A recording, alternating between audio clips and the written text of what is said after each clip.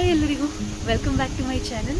So ಇವತ್ತು ನಾನು ನಿಮಗೆ ಮಳೆಗಾಲದ ಸೀಸನಲ್ಲಿ ತೋಟದಲ್ಲಿ ನಾವೆಲ್ಲ ಏನೇನು ಕೆಲಸ ಮಾಡ್ತೀವಿ ಅಂತ ತೋರಿಸ್ಲಿಕ್ಕೆ ಬಂದಿದ್ದೀನಿ. ಸೊ ತಡ ಮಾಡೋದು ಬೇಡ, ಬನ್ನಿ ನೋಡೋಣ ಏನೇನೆಲ್ಲ ಮಾಡ್ತೀವಿ ಅಂತ ಹೇಳಿ. ಈ ವರ್ಷದ ತೆಂಗಿನಕಾಯಿಯನ್ನು ಕಿತ್ತಾಯಿತು, ಮಳೆನೂ ಶುರುವಾಯಿತು. ಹಾಗಾಗಿ ತೆಂಗಿನಕಾಯಿ ರಾಶಿ ಹಾಕಿದ್ರಿಂದ ಮೊಳಕೆ ಹೊಡೆಯೋ ಚಾನ್ಸ್ ಇದೆ ಅಂತ ಹೇಳಿ ಇಮಿಡಿಯೇಟು ಆ ಒಂದು ತೆಂಗಿನಕಾಯಿಯನ್ನು ಹಾಕುವ ಶೆಡ್ಡನ್ನು ರೆಡಿ ಮಾಡೋಣ ಅಂತ ಈ ವಾರ ಶುರು ಮಾಡಿದ್ವಿ.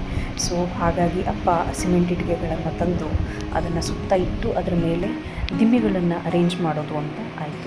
ಯಾಕೆ ಈ ಥರ ಸಿಮೆಂಟ್ ಇಟ್ಟಿಗೆ ಇಡ್ತಾ ಇದ್ದೀವಿ ಅಂತ ಅಂದರೆ ಆ ಒಂದು ಏರ್ ಮೂವ್ಮೆಂಟ್ ಆಗಲಿ ಅಂತ ಹೇಳಿ. ಯಾಕೆಂದರೆ ಕೆಳಗಡೆ ಇರುವಂಥ ತೆಂಗಿನಕಾಯಿಗಳಿಗೆ ಆರಲಿಕ್ಕೆ ಗಾಳಿ ಸಾಕಾಗೋದಿಲ್ಲ. ಸೊ ಹಾಗಾಗಿ ಈ ಒಂದು ಕಾನ್ಸೆಪ್ಟಲ್ಲಿ ಮಾಡಿದಾಗ ಕೆಳಗಡೆಯಿಂದ ಕೂಡ ಗಾಳಿ ಹೋಗಿ ಆ ತೆಂಗಿನಕಾಯಿ ಚೆನ್ನಾಗಿ ಒಣಗುತ್ತೆ. ಆ ಒಣಗಿದ ತೆಂಗಿನಕಾಯಿಯನ್ನು ನಾವು ಕೊಬ್ಬರಿಯನ್ನಾಗಿ ಮಾಡಿ ಮಾರ್ತೀವಿ.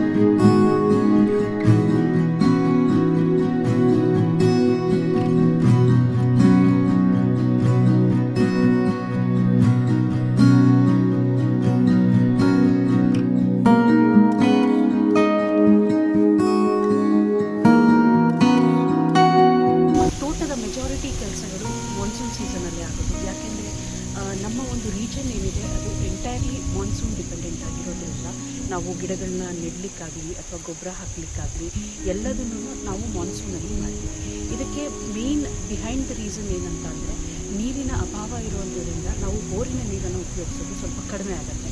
ಸೊ ಮಳೆ ಬರೋದರಿಂದ ಮಳೆಯ ನೀರಿನಿಂದ ಗಿಡಗಳು ಚೆನ್ನಾಗಿ ಬೇರೂರ್ತವೆ ಅನ್ನೋ ಒಂದು ಬಿಲೀಫಿಂದ ನಾವು ಮಳೆಗಾಲದಲ್ಲಿ ಸಸಿಗಳನ್ನು ನೆಡುವುದಾಗಲಿ ಅದೆಲ್ಲ ಮಾಡ್ತೀವಿ.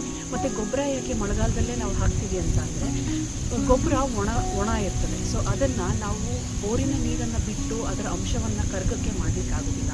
ಸೊ ಹಾಗಾಗಿ ನಾವೇನು ಮಾಡ್ತೀವಿ, ಮಳೆಗಾಲದಲ್ಲಿ ಗೊಬ್ಬರವನ್ನು ಹಾಕಿದ್ರೆ ಮಳೆಯ ನೀರಿಗೆ ಗೊಬ್ಬರ ಕರಗಿ ಗಿಡಗಳ ಬೇರುಗಳಿಗೆ ಸೇರುತ್ತೆ ಅನ್ನೋ ಒಂದು ಇಂಪಾರ್ಟೆಂಟ್ ಪಾಯಿಂಟನ್ನು ಮನಸ್ಸಲ್ಲಿಟ್ಟು ನಾವು ಮಳೆಗಾಲದಲ್ಲಿ ಗೊಬ್ಬರನ ಹಾಕ್ತೀವಿ.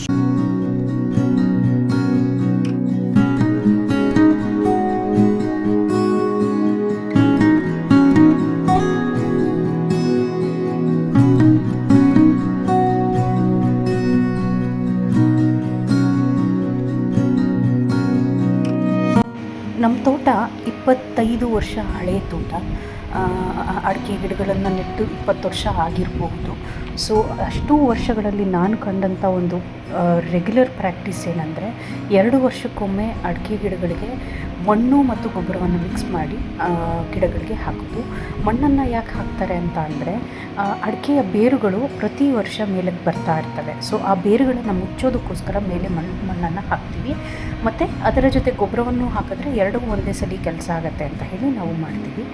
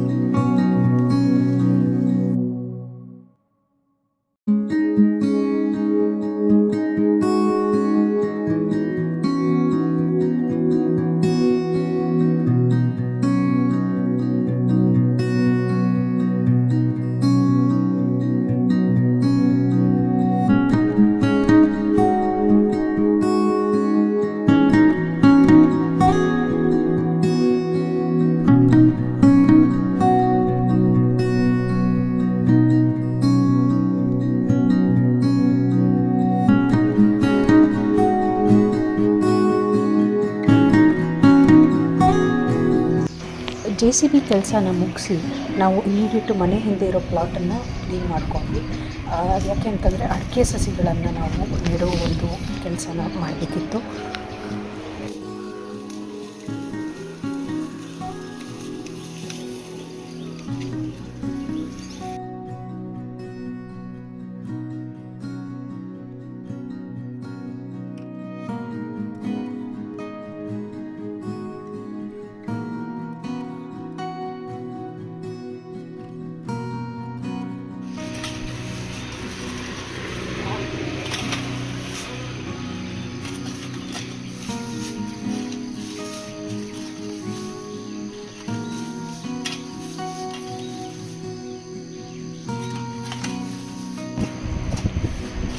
ಪ್ರತಿ ವರ್ಷ ನಾವು ನಮ್ಮ ತೋಟದಲ್ಲೇ ಬೆಳೆದಿರುವಂಥ ಅಡಿಕೆ ಗಿಡಗಳಲ್ಲಿ ಬಲ್ತಿರುವಂಥ ಅಡಿಕೆ ಕಾಯಿ ಏನಿರುತ್ತೆ ಅದನ್ನು ನಾವು ಮೊಳಕೆ ಮಾಡಿ ಸಸಿ ಮಾಡಿ ಅದನ್ನು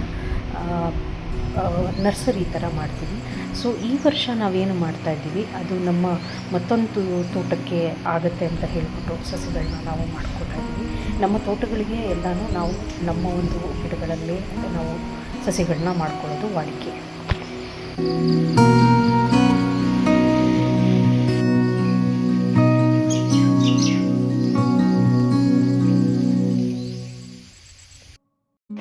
ನೀವು ಇಲ್ಲೇನು ನೋಡ್ತಾ ಇದ್ದೀರಾ, ಇದು ಗೋಟು ಅಡಿಕೆಯನ್ನು ಮೊಳಕೆ ಮಾಡಿ ಹತ್ತಿರದಲ್ಲಿ ಒಂದಕ್ಕೊಂದು ಅರೇಂಜ್ ಮಾಡಿ ನಾವು ಸಸಿಗಳನ್ನ ಬೆಳೆಸಿರೋದು. ಈ ಸಸಿಗಳು ಮುಂದೆ ಮತ್ತೆ ಎತ್ತರಕ್ಕೆ ಬೆಳೆಯೋದಕ್ಕೋಸ್ಕರ ನಾವು ಕವರ್ಗಳಲ್ಲಿ ಮಣ್ಣು ತುಂಬಿ ಈ ಗಿಡಗಳನ್ನು ನಾವು ನೆಟ್ಟು ಮತ್ತು ಬೆಳೆಸುವಂಥ ಒಂದು ಕ್ರಿಯೆಯನ್ನು ನಾವು ಮಾಡ್ತೀವಿ. ಈ ಗಿಡಗಳು ಏನಿದ್ದಾವೆ ಇವು 1 ವರ್ಷ ಹಳೆಯ ಗಿಡಗಳು. ಅಂದರೆ ಹೋದ ವರ್ಷ ಇದೇ ಟೈಮಲ್ಲಿ ನಾವು ನೆಟ್ಟು ಅಡಿಕೆ ಸೀಸನಲ್ಲಿ ನೆಟ್ಟು ಅದನ್ನು ನಾವು ಇಷ್ಟು ಎತ್ತರ ಬೆಳೆದ ಮೇಲೆ ನಾವು ಅದನ್ನು ಮತ್ತೆ ಕವರ್ ಮಾಡಿ ಪಾಟಿಂಗ್ ಥರ ಮಾಡ್ತೀವಿ.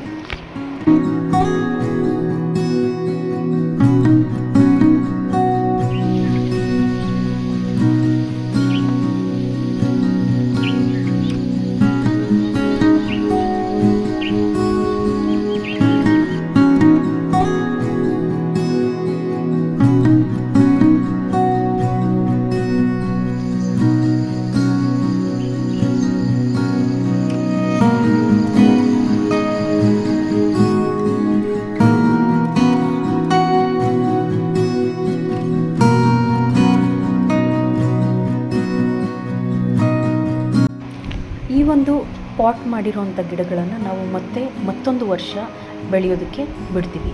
ಅಷ್ಟಾದ ನಂತರವೇ ತೋಟಗಳಲ್ಲಿ ನಾವು ನೆಡಲಿಕ್ಕೆ ತೊಗೊಂಡು ಹೋಗೋದು. ಈ ಒಂದು ಕ್ರಿಯೆ ಯಾಕೆ ಅಂದರೆ ಈ ಗಿಡಗಳು ತುಂಬ ಚಿಕ್ಕದಿರೋದರಿಂದ ನಾವು ತೋಟಕ್ಕೆ ಡೈರೆಕ್ಟಾಗಿ ಹಾಕಿದ್ರೆ ಅವನ್ನು ಪಾಲಿಸೋದಕ್ಕೆ ಅಥವಾ ಪೋಷಣೆ ಮಾಡಲಿಕ್ಕೆ ಸ್ವಲ್ಪ ಕಷ್ಟ ಆಗುತ್ತೆ.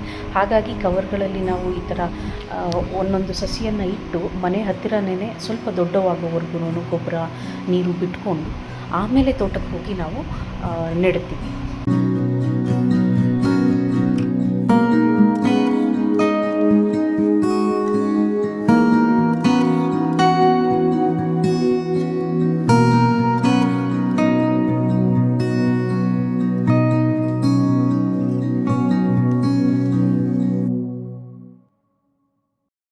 ನೀವು ಕೇಳ್ಬೋದು, ಇಷ್ಟೆಲ್ಲ ಕಷ್ಟಪಡೋದು ಯಾಕೆ, ನರ್ಸರಿಯಿಂದ ಸಸಿಯನ್ನು ತಂದು ನೆಡ್ಬೋದಲ್ವಾ ಅಂತ. ಆದರೆ ಅಡಿಕೆಯ ಗೋಟಿನ ಕ್ವಾಲಿಟಿ ಸಸಿಗಳನ್ನು ಬೆಳೆಸೋವಾಗ ತುಂಬಾ ಇಂಪಾರ್ಟೆಂಟ್ ಆಗುತ್ತೆ. ಹಾಗಾಗಿ ನಮಗೆ ಡೈರೆಕ್ಟಾಗಿ ಸಸಿ ತಂದಾಗ ಅದರ ಕ್ವಾಲಿಟಿ ಅಥವಾ ಅದರ ಒಂದು ಮುಂದೆ ಕಾಯಿ ಬಿಡುತ್ತೋ ಇಲ್ವೋ ಅನ್ನೋದು ನಮಗೆ ಗೊತ್ತಾಗೋದಿಲ್ಲ. ಹಾಗಾಗಿ ನಾವು ನಮಗೆ ಗೊತ್ತಿರುವಂಥ ಹಳೆಯ ತೋಟಗಳು ಅಂದರೆ 20ರಿಂದ 30 ವರ್ಷ ಹಳೆಯ ತೋಟಗಳೇನಿದೆ ಅಲ್ಲಿಂದ ನಾವು ಸಸಿಗಳನ್ನು ಅಥವಾ ಅಡಿಕೆ ಗೋಟನ್ನು ತಂದು ಸಸಿ ಮಾಡಿ ನಾವು ನಮ್ಮ ತೋಟಗಳಲ್ಲಿ ನಾವು ನೆಡ್ತೀವಿ.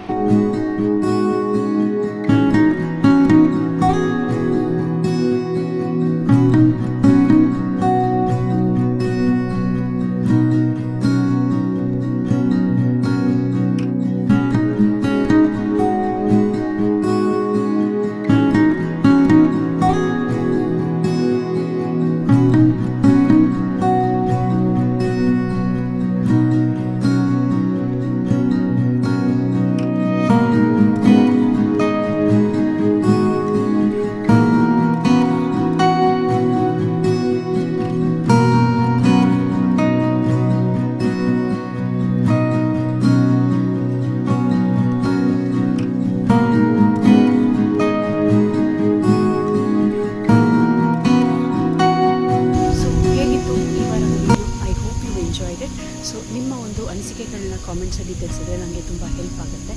ಮತ್ತು ಲೈಕ್ ಮಾಡಿ, ಶೇರ್ ಮಾಡಿ, ಸಬ್ಸ್ಕ್ರೈಬ್ ಮಾಡಿ. ಮತ್ತು ಇನ್ನೊಂದು ವಾರ ನಿಮ್ಮ ಮುಂದೆ ಹೊಸ ಟಾಪಿಕ್ ತೊಗೊಂಡು ಬರ್ತೀನಿ. ಅಲ್ಲಿವರೆಗೂ ಸಿ ಯು, ಬೈ ಬೈ.